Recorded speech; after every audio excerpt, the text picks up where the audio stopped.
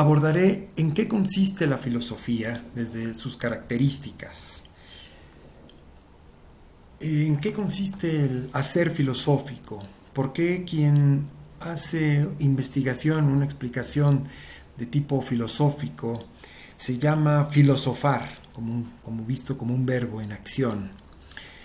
El que hace filosofía requerirá de un método científico para poder llevar a bien sus hipótesis, sus conclusiones, o el trabajo de la filosofía, el hacer filosóficos es producto de la mera inspiración. Esto lo abordaré en este video, así como terminaré presentando algunas propuestas de algunos filósofos que a través de la historia han hecho sobre problemas que han inquietado a la humanidad. Para empezar, les propongo que respondan las siguientes preguntas y que sus respuestas no sean la primera que les lleve responder, sino vale borrarlas, analizarlas, reflexionarlas y bien poco a poco ir clarificando aquello que quieren expresar. A partir de lo que entienden por filosofía, esta es la primera pregunta, ¿consideran que esta disciplina les servirá de herramienta para liberarse de aquellas ideas que los mantienen sujetos a ellas? En este caso son los prejuicios, las creencias falsas. La segunda pregunta es, ¿qué relación piensan que tiene la filosofía con preguntarnos y responder ¿qué soy? ¿Su respuesta mejorará su vida? Si lo creen así, ¿de qué manera? Si no lo creen, también argumenten. Comencemos. ¿Se han imaginado alguna vez cómo es que podemos caminar sobre la faz del planeta Tierra mientras ésta se mueve y cuya forma es ovoide y aún así creemos que caminamos de manera lineal? Si lo has hecho, has experimentado una de las características de la filosofía, el asombro. El asombro es sorprenderse, maravillarse por lo creado, desconocido, lo enigmático, pero no podemos quedarnos en alguno de estos estados, sino hay que buscar su explicación. Y en la historia se ha dado una primera aproximación filosófica y fue el mito. El mito es un ejemplo de esto que sirvió a los primeros filósofos. Como les decía, dado que somos seres racionales, nuestra capacidad de asombro nos permite no solo fijar nuestra atención en situaciones y fenómenos que nos rodean, sino despierta nuestra curiosidad y nos impulsa a explicar y explicarnos los fenómenos. De tal manera que al conducirnos a esta explicación, podemos preguntarnos cuál es el origen del fenómeno que nos interesa, su mecánica, su carácter, sus efectos, su objetivo. Finalmente, de nuestras preguntas a través del asombro es comprenderlo, controlarlo, manipularlo. Pero propiamente cabe hacernos preguntas, que es la segunda caracterización de la filosofía. En este caso, la pregunta filosófica no es similar a las preguntas que hacemos diariamente, ¿no? ¿Qué día es hoy? ¿Cómo te llamas? Sino las preguntas filosóficas es ¿por qué sucede esto de cierta manera y no de otra? ¿Cómo es que adquirimos conocimiento? ¿En qué consiste el conocimiento? ¿Qué estamos entendiendo por conocimiento? ¿Qué somos? ¿En qué consiste la vida? Etcétera. La búsqueda de explicaciones nos lleva a formular preguntas que demandan respuestas que nos alienten a indagar más, a profundizar, a buscar la raíz, la causa inicial. No es cierto que la primera respuesta nos baste, en filosofía no. Las primeras respuestas no bastan. Al contrario, la primera respuesta nos despierta la inquietud por seguir indagando. Esto es semejante a quien se sube a un escalón y se percata que ve de diferente manera como lo hacía cuando estaba un piso abajo, por lo que seguirá construyendo escalones para mejorar. Y qué mejor construir esos escalones a través de los modelos explicativos, de las teorías, de la filosofía, así como en la imagen que presento, ¿no? Ir escalando cada uno conforme vamos comprendiéndolos, conforme vamos haciendo juicio de todo lo que va diciendo y cómo podemos ir hilándolo y avanzando en nuestra explicación. Finalmente, nos preguntamos ¿por qué? Con la pregunta. ¿Cuándo? ¿Cómo? ¿Dónde? ¿Quién? Pueden ser estos elementos de las preguntas. Y finalmente la pregunta abre el camino a la observación y viceversa.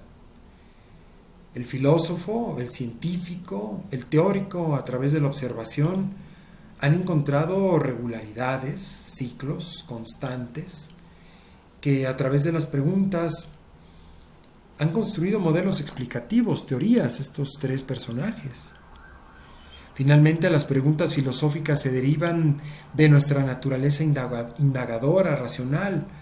Por ello, podemos y somos capaces de formular preguntas, cuestionar las mismas preguntas y cuestionar las respuestas que hemos obtenido. Señala Yolanda Angulo, una doctora en filosofía. ¿Es así que preguntas filosóficas son, por ejemplo, ¿tiene sentido la vida? ¿Cuál es el origen de todo lo existente? ¿Quién impone las normas morales? ¿Qué hay después de la muerte y si es que hay algo? ¿Qué se entiende por verdad? ¿A qué nos referimos cuando hablamos del bien y el mal? ¿Existe un plan divino para el ser humano? ¿Somos libres o estamos determinados? Etcétera. Lo interesante de las respuestas filosóficas es que ninguna de ellas será la última, sino el filósofo construirá modelos explicativos que servirán de estafeta. Repito, los modelos explicativos que desarrolla un filósofo sirven de estafeta para que otro filósofo parta de ella y continúe la investigación. Si bien la filosofía es una tarea que todo ser racional puede realizar, así como todos podemos practicar un deporte, digamos fútbol, no todos podemos jugar de manera prodigiosa. Lo mismo sucede con quien es habilidoso, prodigioso para hacer preguntas filosóficas y mucho más aún encontrar respuestas. En la práctica es donde podemos descubrir qué tan hábiles somos para poder hacer preguntas filosóficas y mucho más aún responderlas. Descubrir esta habilidad y hacerla un hábito solo podemos lograrlo a través de la práctica. Y el filósofo es un investigador de la sabiduría, afirma Emmanuel Kant. Y dice esto porque para Kant el filósofo es capaz de hacer su objeto la teoría, es decir, los modelos explicativos, las reflexiones que han hecho los filósofos, y poder relacionarlos, los modelos explicativos, la teoría, con el saber, porque finalmente lo que se pretende con la filosofía es que se aplique en nuestro hacer práctico, en nuestra vida diaria, en nuestras dudas sobre nuestra existencia, entre otras cosas. Y la tarea del filósofo es singular. Y cito a Kant: el filósofo juzga así o así, porque designa una mera idea. Mientras que decir filósofos aludiría a una pluralidad, claro, de aquello que por el contrario es una absoluta unidad. En efecto, se habla de un modelo explicativo tomado de una investigación de un filósofo. Cuando se habla de los filósofos, se está hablando de todo el trabajo, de todas las distintas disciplinas, y a partir de cada una de esas disciplinas surgen distintas perspectivas sobre un mismo problema o fenómeno. Eso es lo interesante de la investigación del filósofo y su vocación por la sabiduría, es decir, cómo aplicar lo teórico, cómo aplicar las reflexiones hechas modelos explicativos. Lo que único debe detener al hombre, en este caso del hacer filosófico o del filosofar, en el avance de sus investigaciones es la muerte, no la apatía ni la flojera.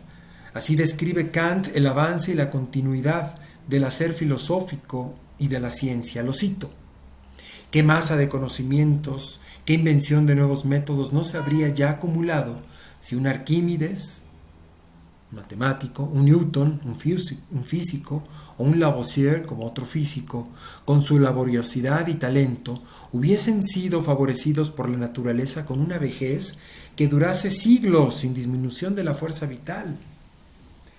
Mas el progreso de la especie en las ciencias siempre es solo fragmentario en cuanto al tiempo, y no ofrece seguridad alguna a causa del retroceso con que está de continuo amenazado por la barbarie que se entremete y revoluciona a los estados. Finalmente aquí lo que está señalando Kant es que el trabajo del filósofo, el filosofar, depende de dos cosas: de su naturaleza, la mortalidad, y de las mismas ocupaciones que él hace el hombre. ¿Cuántas guerras no han detenido avances científicos por las disputas y que han entorpecido que los investigadores, los científicos, los físicos, los filósofos, etcétera, matemáticos, puedan continuar con su trabajo? De hecho, muchas veces han sido asesinados porque se han considerado instrumentos de poder. Aquí una pregunta: ¿coinciden con la reflexión de Kant respecto a que el avance y continuidad de la filosofía y de la ciencia es fragmentario, debido a que la investigación no puede ser concluida por quien inició, dada la vejez y muerte a la que está condenado el hombre? ¿Por qué? Argumenta. El filósofo requiere de un método para formular las preguntas pertinentes, así como asegurarse que las respuestas no la pierdan de vista. A través del proceso histórico, el filósofo ha reflexionado en el proceso que lleva a cabo y si éste puede formalizarse de una manera que le sirva de método para evitar errores y facilitar que otros puedan revisar las premisas que sirven de pilares de su hipótesis. Cabe tener presente que un método significa camino, forma, de tal manera que para el que nos ocupa, el método que nos ocupa, podemos definir al método filosófico como la forma de llegar al conocimiento. Y el método filosófico consiste de los siguientes pasos: de suficiencia argumentativa, secuencia lógica, precisión de conceptos, manejo de categorías. Por ejemplo, la suficiencia argumentativa es qué argumentos son los básicos para poder propiciar una discusión sobre un tema. Cabe tener que suficiencia deben ser los al menos que permitan hablar del tema. Si queremos hablar de la vida y estamos hablando de la tecnología, no tienen nada que ver. Una secuencia lógica es el orden de estos argumentos. La precisión de conceptos es tener mucho cuidado de los conceptos que están relacionados con el tema, ser muy cuidadosos. El manejo de categorías, si estamos hablando de singulares, de plurales, de colectivos. Planteamiento de problemas e hipótesis, por supuesto. ¿Hacia dónde queremos llegar? ¿Cuál es el problema? Hay que delimitarlo. Referencias claras de otros trabajos, bueno, las referencias bibliográficas. Y tomar una postura a partir de ello, que es lo que finalmente vamos a defender en la hipótesis. Las preguntas nos guían hacia un conocimiento claro, preciso y sustentado. De las preguntas bien formuladas y pertinentes se siguen discursos razonables, al basarse en argumentos sólidos. Finalmente, estas dos caracterizaciones que he expuesto hasta aquí, el asombro y la duda, empiezan a plantearnos que el filosofar es algo serio y riguroso, que se basa en un método y que a través de ese método las preguntas estarán aquí presentes. ¿Cómo vamos a sostenerlas? ¿Con qué argumentos? ¿De qué manera vamos a establecerlas de forma lógica? ¿Qué clase, los conceptos? Cuidado de los conceptos que vamos a incorporar en ellos. Y el asombro también forma parte de nuestra investigación. ¿Cómo es que nos empuja a establecer preguntas y cuidar que estas preguntas respondan lo que nos asombró en un principio, pero por otro nos empuje a empezar a ser más claros en lo que nos interesa comprender y conocer? Hasta aquí la primera parte de el análisis de la filosofía y del filosofar.